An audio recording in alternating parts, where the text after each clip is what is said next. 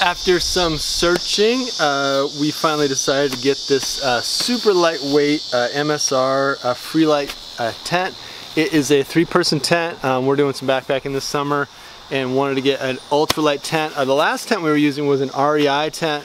That was a 4-person tent, and I think it was like 8.5 pounds. And this tent is a lot lighter. I'm just gonna set it up, and I will time it and tell you how long it takes to set it up, and just kind of show you the process.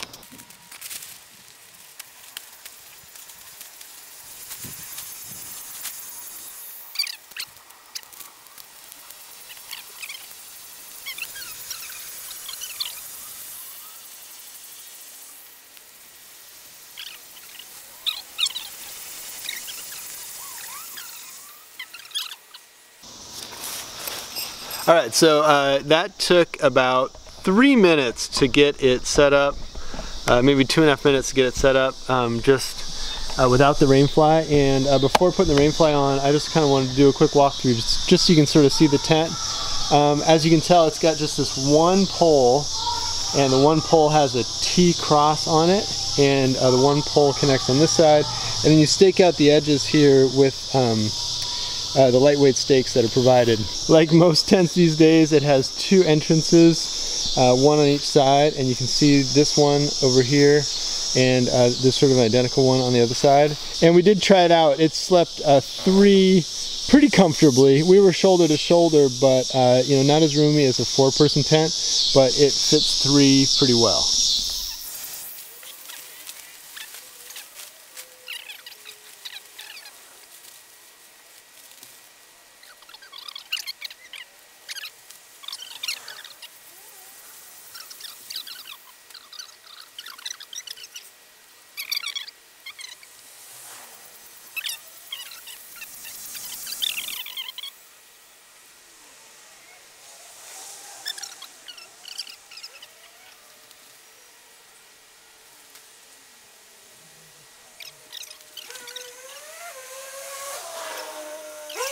Alright, so I've got the tent set up, and we've actually set this guy up a couple times, and but this is the first time with the rainfly, and I gotta say that I just have such mixed feelings about this tent. And actually we were both talking about it. It's such a compromise, you know. It's super lightweight, but the material is like nothing. I mean, this is, like you can see, this is the rainfly, and it is semi-transparent and just really, really thin. By nature being so thin, it also just kind of hangs and drapes like silk or something. So, you know, I could imagine this working out pretty well high country camping on really, really soft grass. But, you know, once you get on some roots and sticks and things like that, I think you'd probably puncture the bottom. It's just so thin, you know, really, really drapey. So we're actually thinking about returning it and not even using it. It's nice and light, but you know, if it doesn't do the job, it's not worth it. Okay.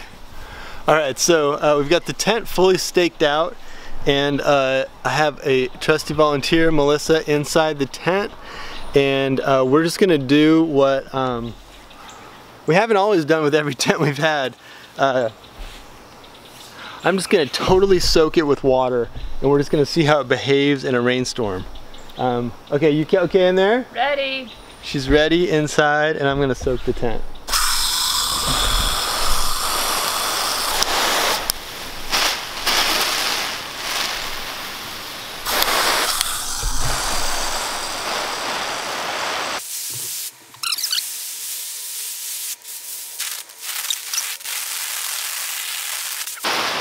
How's it going?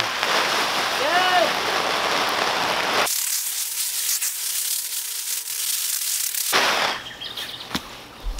Alright, so that was about a 3-minute downpour, and alright, so what's the deal inside? You said it's dry? Completely dry.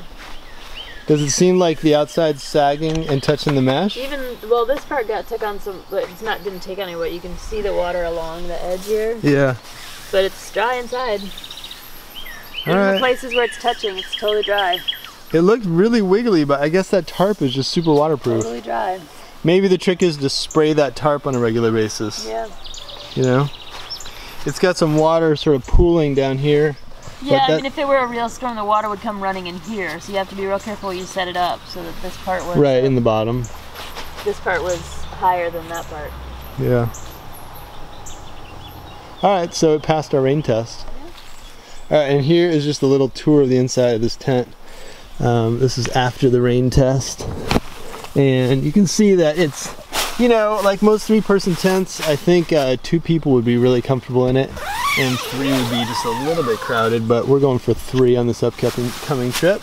And you've got some pockets, room up top for a gear hammock, and storage for packs on either side, which is kind of cool. Maybe 1 pack on either side. I don't know where you'd put 3 packs. You have to kind of like break one down. And there's pretty good headroom if you lay this way. This side down here that I'm pointing to is a little bit lower, but this end that I'm at right here is pretty spacious. Alright, so what I would say about this tent, final thoughts, is, and actually we both agreed about this, we don't know that you'd find a better weight ratio, you know, weight to room ratio. It's definitely a pretty expensive tent. It's not a cheapo tent. That tent in the background there is a cheap tent, but it's also a 12-pounder. Some of the negatives on this tent though are just, they just kind of worry me. Like for, you know, backcountry camping, a tent that's this sort of saggy and where the fabric is this light, like super light and thin.